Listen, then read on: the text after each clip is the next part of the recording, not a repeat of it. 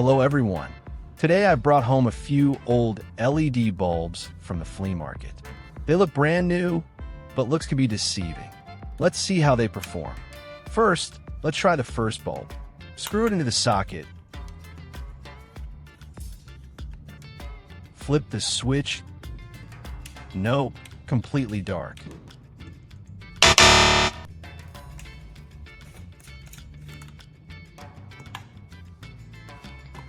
I'll use a marker to draw a big, bold X on the bulb so it's crystal clear that this one is dead. Then carefully set it aside. I have two LED bulbs like that, both bought at the secondhand market. Next, the second bulb.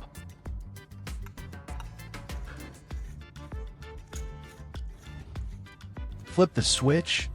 Oh, it lights up perfectly.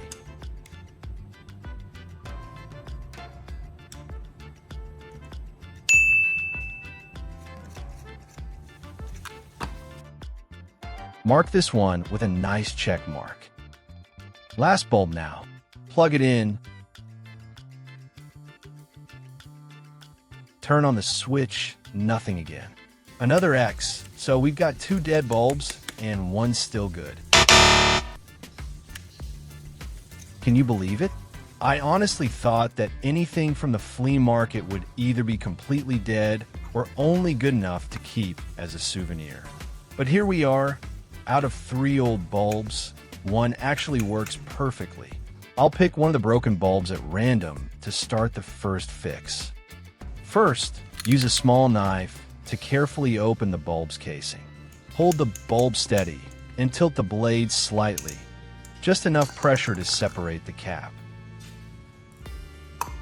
Once it's open, and honestly, it's almost impossible to spot the bad one just by looking. Here's my trusty tool, a pair of metal tweezers, perfect for testing the chips. Before using them, grab a piece of heat shrink tube. It's very useful in situations where it's readily available. Heat it gently with a lighter, keeping it around 1 inch away from the flame so it shrinks evenly without burning.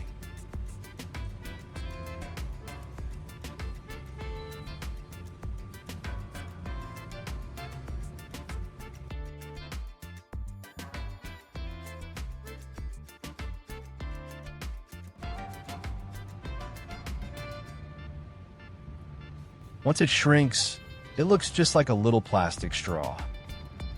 Now, carefully slide the tweezers into the heat shrink tube, adjusting them so that about 1/2 inch, around 1.2 centimeters, of the tip is exposed. This way, the metal tip can make contact with the LED chip during testing.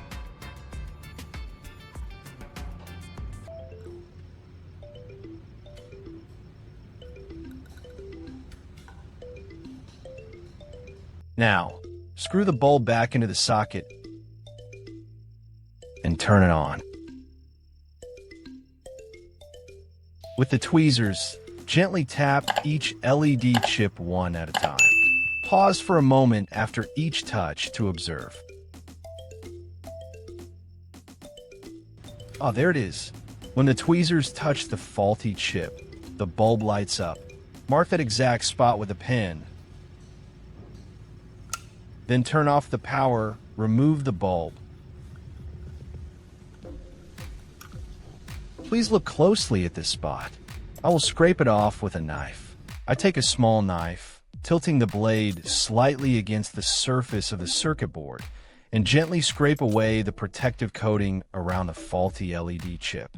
Once the coating loosens, I carefully slide the blade underneath the chip to lift it out. Now comes the fun part. Grab a stapler and pop out a single staple. Cut a tiny strip of tape.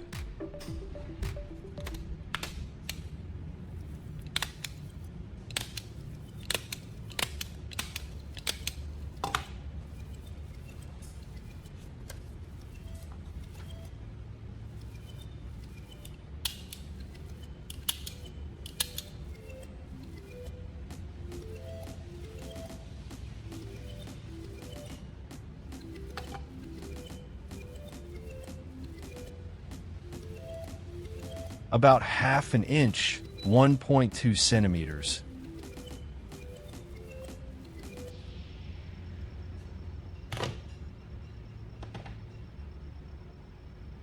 And place the staple right in the center.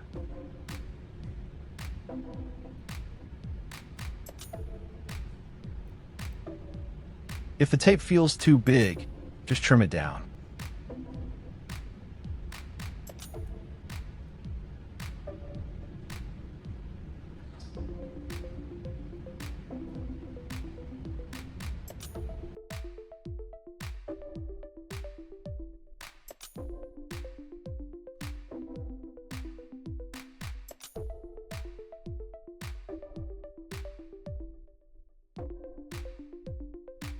Stick it right over the spot where the chip was removed.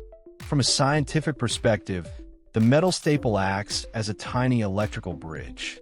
When the faulty LED chip is removed, it breaks the circuit, preventing current from flowing through. By placing the staple right where the damaged chip was, you restore that connection. The metal in the staple conducts electricity effectively, allowing the current to pass through the broken point and power the remaining functional LEDs. English version, longer version. Now it's time to put my words to the test. I carefully screw the bulb back into the socket, making sure it's tight and secure. Then, I take a breath and flip the switch, and just like that, it lights up beautifully, as if it was never broken. I can't help but smile at that moment. The first trick has worked perfectly, without a shadow of a doubt. It might look simple from the outside, but once you try it yourself, you'll understand the satisfaction, like bringing something that seemed useless back to life. That little spark of light makes every bit of effort feel completely worthwhile. Now, let's move on to fixing the second broken bulb. Just like before, the first step is to open up the top cover. I take a small, sharp knife and carefully slide the blade along the seam where the cap meets the body of the bulb. Once the cover is open, I immediately notice that this one is going to be a bit easier. Slightly burnt and darker than the others, practically screaming, "I'm the problem here."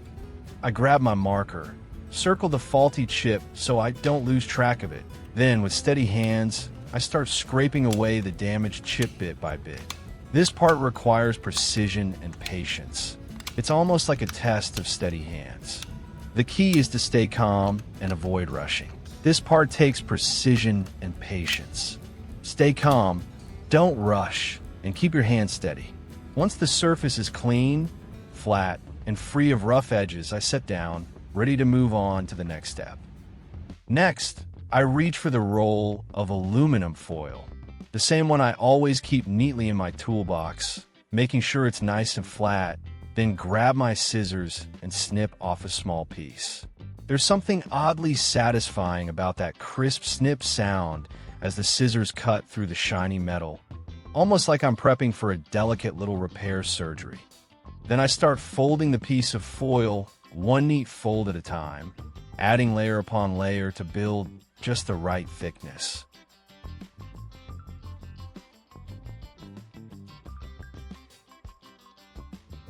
I need it sturdy enough to conduct electricity well, but not so thick that it prevents the bulb from fitting back together properly. As I fold, I keep checking the size, tilting the bulb under the light to make sure I'm on track.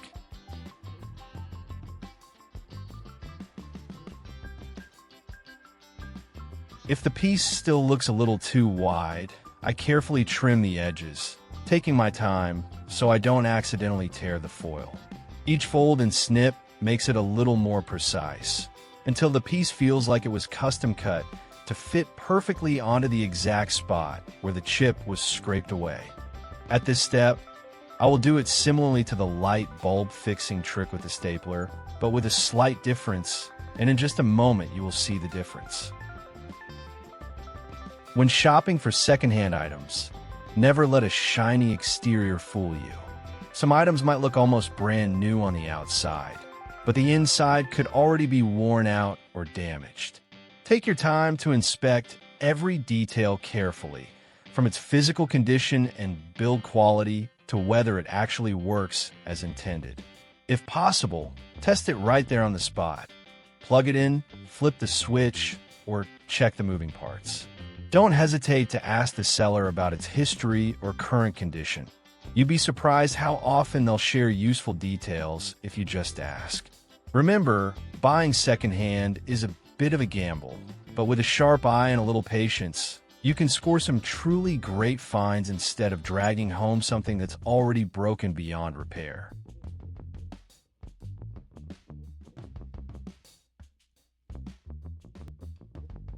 Because aluminum foil can sometimes shift or come loose, I secure it with 1 or 2 small drops of glue.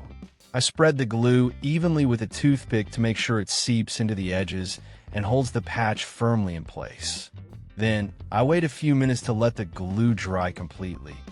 And while waiting, it's a good time to tidy up the tools or even check on the first bulb to see if it's still shining steadily.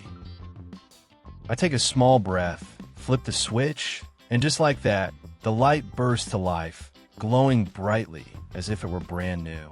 So why do these tricks work? Simple. When an LED chip burns out, it breaks the circuit. By adding the staple or the folded foil, we create a bridge that reconnects the circuit, allowing electricity to flow again. The best part is that you don't need to be an expert. A little patience, a steady hand, and a few simple tools are all you need. If you found this helpful, give this video a thumbs up and hit the subscribe button. I'll see you in the next DIY video with more practical and fun tips.